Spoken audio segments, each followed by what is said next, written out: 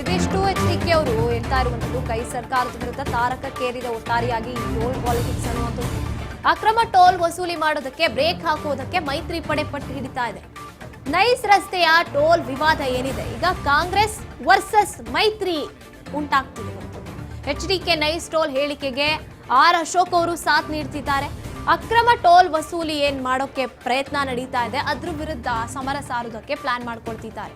High court ಪ್ರಕಾರ nice ಯೋಜನೆನೇ ಇದು ಒಂದ್ ರೀತಿಯಾಗಿ ಸರಿ ಇಲ್ಲ. ಡಿಕೆ ಸರ್ಕಾರದ ವಿರುದ್ಧ ಆರ್ ಅಶೋಕ್ ಅವರು ಕೂಡ ತೀವ್ರ ಆಕ್ರೋಶವನ್ನ ಈ ರೀತಿಯಾಗಿ ವ್ಯಕ್ತಪಡಿಸ್ತಾ ಇರುವಂತದ್ದು. ಈ ಪ್ರಾಜೆಕ್ಟ್ ಪ್ರಾರಂಭ ಮಾಡಿದಾಗ ನೈಸ್ ರೋಡಿನ ಶಂಕುಸ್ಥಾಪನೆ ಮಾಡಿದಾಗ ಆ ಶಂಕುಸ್ಥಾಪನೆಯ ಸ್ಥಳ ಉತ್ತರಳ್ಳಿ ಕ್ಷೇತ್ರಕ್ಕೆ ಬರ್ತಾ ಇತ್ತು. ನಾನು MLA ಅವಾಗ. ಹೈಯೆಸ್ಟ್ ಜಮೀನು ಅಕ್ವೈರ್ ಆಗಿರೋದು ಉತ್ತರಳ್ಳಿಯಲ್ಲೇ. ನಾನು MLA ಆಗಿದ್ದೆ. ಆ ಒಂದು ಉದ್ಘಾಟನಾ ಕಾರ್ಯಕ್ರಮಕ್ಕೆ ನನ್ನನ್ನು ಕರೆದಿದ್ರು. ಅವತ್ತು JH ಪಟೇಲ್ ಅವರು ಮುಖ್ಯಮಂತ್ರಿ ಆಗಿದ್ದರು. ನಾನು ಬೈಕಾಟ್ ಮಾಡಿದ್ದೀನಿ. ಆ ಉದ್ಘಾಟನಾ ಕಾರ್ಯಕ್ರಮವನ್ನು ಬೈಕಾಟ್ ಮಾಡಿ DC ಆಫೀಸ್ ಮುಂದೆ ನಾನು ಧರಣಿ ಮಾಡಿದ್ದೀನಿ.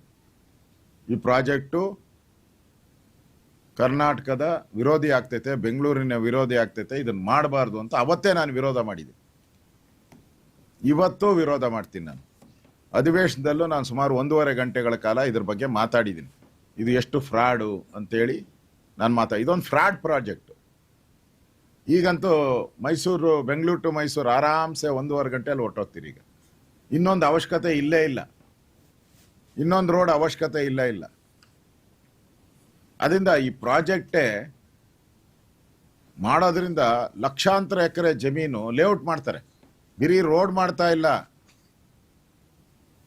ಎಲ್ಲರೂ ತಿಳ್ಕೊಂಬಿಟ್ಟವ್ರೆ ನೈಸ್ ರೋಡು ನೈಸಾಗಿ ಹೋಗ್ಬಿಡುತ್ತೆ ಅಂತ. ನೈಸಾಗಿ ಲೇಔಟ್ಗಳು ಮಾಡ್ತಾರೆ. ಕೇಂದ್ರ ಸರ್ಕಾರನೇ ಆರಾಮ್ಸೆ ರೋಡ್ಗಳು ಮಾಡ್ತಾರೆ. ಈಗ ಬೆಂಗಳೂರು ಅದಕ್ಕೆ 7,000 ಕೋಟಿ ಕೊಟ್ಟಿದ್ದಾರೆ. ಬೆಂಗಳೂರು ಮೈಸೂರು ಇದಕ್ಕೆ ಕೇಂದ್ರ ಸರ್ಕಾರ. ಇದನ್ನ ಯಾಕೆ ಅವನಿಗೆ ಲೇಔಟ್ ಮಾಡಿ ರೈತರ ಜಮೀನು ನುಂಗಿ ಎಲ್ಲ ಮಾಡೋಕ್ಕೆ ಯಾಕೆ ಅವಕಾಶ ಕೊಡಬೇಕು? ಅದಕ್ಕೆ ಹೈಕೋರ್ಟ್ ಕ್ಲಿಯರ್ ಆಗಿ ಹೇಳಿದೆ, ಇದು ಫ್ರಾಡ್ ಪ್ರಾಜೆಕ್ಟ್ ಅಂತಾನೆ. ಸಿ ವಿಚಾರವಾಗಿ ಮತ್ತಷ್ಟು ಮಾಹಿತಿ ಜೊತೆಗೆ ನೇರ ಸಂಪರ್ಕದಲ್ಲಿರ್ತಾರೆ ಬಸವರಾಜ್. ಬಸವರಾಜ್, ಈಗ ಬಿಡದಿ ಟೌನ್ಶಿಪ್ ವಿವಾದ ಆಯಿತು, ಈಗ ಮುನ್ನೆಲೆಗೆ ಬರ್ತಾ ಇರುವಂತದ್ದು ನೈಸ್ ವಿವಾದ. ಇದು ಒಟ್ಟಾರೆಯಾಗಿ ಇಬ್ಬರ ಮಧ್ಯೆ ಇಲ್ಲೂ ಪಾಲಿಟಿಕ್ಸ್ ನಡೀತಾ ಇರುವಂತದ್ದು. ಈಗ ಓವರ್ ಆಲ್ ಆಗಿ ಅಪ್ಡೇಟ್ಸ್ ಇಲ್ಲಿನ ಮಟ್ಟಿಗೆ ಏನೇನೆಲ್ಲ ನಡೀತಿದೆ ಅಂತ ಹೇಳ್ತಾ ಹೋಗೋದಾದ್ರೆ.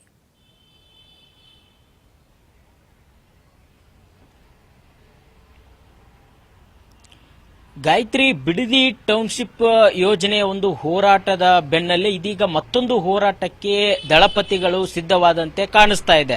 ಈಗಾಗಲೇ ನೈಸ್ ಒಂದು ಯೋಜನೆ ವಿಚಾರಕ್ಕೆ ಸಂಬಂಧಪಟ್ಟಂತೆ ಕೂಡ ಕುಮಾರಸ್ವಾಮಿ ಅವರು ಕೂಡ ಯಾರು ಕೂಡ ಟೋಲ್ ಕಟ್ಟಬಾರದು, ಈಗಾಗಲೇ ನ್ಯಾಯಾಲಯ ಕೂಡ ಆದೇಶವನ್ನು ಮಾಡಿದೆ ಅನ್ನುವಂಥದ್ದನ್ನ ಪದೇ ಪದೇ ಹೇಳಿಕೆಯನ್ನು ಕೂಡ ಕೊಡ್ತಾ ಇದ್ದಾರೆ. ಇಡೀ ರಾಜ್ಯದ ಜನತೆಗೆ, ಸಾರ್ವಜನಿಕರಿಗೂ ಕೂಡ ಮನವಿ ಕೂಡ ಮಾಡಿಕೊಳ್ತಾ ಇದ್ದಾರೆ. ಹಾಗಾಗಿ ಇದಕ್ಕೆ ರಾಜ್ಯ ಸರ್ಕಾರ ಮಧ್ಯಪ್ರವೇಶ ಮಾಡಬೇಕು ಅನ್ನುವಂತ ನಿಟ್ಟಿನಲ್ಲಿ ಕೂಡ ಸಿಎಂ DK ಶಿವಕುಮಾರ್ ಅವರಿಗೂ ಕೂಡ ಪತ್ರವನ್ನು ಬರೆದಿದ್ದಾರೆ.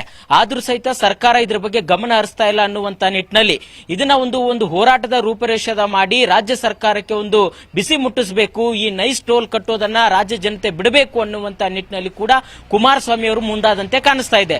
ಹಾಗಾಗಿ ಈ ಬಗ್ಗೆ ನಾಳೆ JDS ಪಕ್ಷದ ನಾಯಕರ ಜೊತೆ ಕೂಡ ತಮ್ಮ ಶಾಸಕರ ಜೊತೆ ಪದಾಧಿಕಾರಿಗಳ ಜೊತೆ ಸಭೆಯನ್ನು ಕೂಡ ಮಾಡಲಿಕ್ಕೆ ಕುಮಾರಸ್ವಾಮಿ ಅವರು ಮುಂದಾಗಿರ್ತಕ್ಕಂಥದ್ದು. ಈ ಬಿಡದಿ ಟೌನ್ಶಿಪ್ ಯೋಜನೆ ವಿಚಾರಕ್ಕೆ ಸಂಬಂಧಪಟ್ಟಂತೆ ಯಾವ ರೀತಿ ಹೋರಾಟನ ರೂಪಿಸಿದ್ದಾರೆ, ಅದೇ ರೀತಿಯಾಗಿ ಕೂಡ ನೈಸ್ ಯೋಜನೆ ವಿಚಾರಕ್ಕೆ ಸಂಬಂಧಪಟ್ಟಂತೆ ಕೂಡ ಒಂದು ಹೋರಾಟವನ್ನ ರೂಪಿಸಬೇಕು ಅನ್ನುವಂತ ನಿಟ್ಟಿನಲ್ಲಿ ಕೂಡ ಕುಮಾರಸ್ವಾಮಿ ಅವರು ಮುಂದಾಗಿರ್ತಕ್ಕಂಥದ್ದು. ಈಗಾಗಲೇ ಒಂದ್ ಕಡೆ ಜನರ ಮುಖಾಂತರವೇ ಒಂದ್ ಕಡೆ ಈ ಒಂದು ಟೋಲ್ ಅನ್ನ ಕಟ್ಟುವಂತ ಮುಖಾಂತರ ಒಂದು ಜನಜಾಗೃತಿ ಮೂಡಿಸಬೇಕು, ಒಂದು ಅಭಿಯಾನವನ್ನ ಮಾಡಬೇಕು, ಇಲ್ಲ ಅಂತಂದ್ರೆ ಒಂದು ಹೋರಾಟದ ರೂಪರೇಷ ಮಾಡಬೇಕು ಅನ್ನುವಂತ ಲೆಕ್ಕಾಚಾರದಲ್ಲಿ ಕೂಡ ಕುಮಾರಸ್ವಾಮಿ ಅವರು ಕೂಡ ಈಗ ಸಿದ್ಧತೆ ನಡೆಸ್ತಾ ಇದ್ದಾರೆ. ಈಗಾಗಲೇ ಹಲವಾರು ಬಾರಿ ಕೂಡ ಈ ಟೋಲ್ ಕಟ್ಟಬಾರದು ಯಾರು ಅನ್ನುವಂತ ಹೇಳಿಕೆಗಳನ್ನು ಕೊಟ್ಟಿದ್ದಾರೆ. ಅದಕ್ಕೆ ತಕ್ಕಂತೆ ಈಗಾಗಲೇ DK ಸುರೇಶ್ ಅವರು ಮತ್ತೆ ಮಾಗಡಿ ಬಾಲಕೃಷ್ಣ ಅವರು ಮತ್ತೆ ಕುಮಾರಸ್ವಾಮಿ ಅವರ ನಡುವೆ ಕೂಡ ಫೈಟ್ ಕೂಡ ನಡೀತಾ ಇದೆ. ವಾದ ಒಂದ್ ಕಡೆ ಟೀಕೆಗಳು ಕೂಡ ನಡೀತಾ ಇದ್ದಾವೆ. ಹಾಗಾಗಿ ಕುಮಾರಸ್ವಾಮಿ ಅವರು ಮುಂದುವರೆದ ಭಾಗವಾಗಿ ನೈಸ್ ಯೋಜನೆ ವಿಚಾರಕ್ಕೆ ಸಂಬಂಧಪಟ್ಟಂತೆ ಕೂಡ ಹೋರಾಟಕ್ಕೆ ಇಳಿಯುವಂತದ್ದು ಎಲ್ಲಾ ಸಾಧ್ಯತೆ ಕೂಡ ಕಂಡು ಬರ್ತಾ ಇದೆ. ಗಾಯತ್ರಿ. ಹಾಗೆ ನೋಡ್ತಾ ಹೋದಾಗ ಬಿಡದಿ ವಿಚಾರದಲ್ಲಿ ಸಾರ್ವಜನಿಕರನ್ನ ಭುಗಿಲೇಳಿಸುವಂಥದ್ದು, ಸಾರ್ವಜನಿಕರನ್ನ ಬಳಸ್ಕೊಂಡು ನಾವಲ್ಲಿ ಒಂದ್ ರೀತಿಯ ಗೆದ್ದಿದ್ದೀವಿ, ಅದೇ ಸ್ಟ್ರಾಟಜಿನ ಇಲ್ಲೂ ಬಳಸೋಣ ಅಂತ HDK ಪ್ಲಾನ್ ಮಾಡ್ಕೊಳ್ತಾ ಇರುವಂತದ್ದು ಅನ್ನೋ ರೀತಿಯಾಗಿ ಕಾಣಿಸ್ತಾ ಇದೆ. ಇಲ್ಲಿ ರಾಜಕೀಯವಾಗಿ ಗೆಲುವನ್ನ ಸಾಧಿಸಬೇಕು ಅಂತ ಮುಂದಾಗ್ತಿದಾರಾ ಅಥವಾ ನಿಜಕ್ಕೂ ಜನತೆಗೆ ಸಾರ್ವಜನಿಕರಿಗೆ ಒಳಿತಾಗ್ಲಿ ಅನ್ನೋ ಉದ್ದೇಶ ಕಾಣಿಸ್ತಾ ಇದೆಯಾ ಇಲ್ಲಿ ಅಂತ?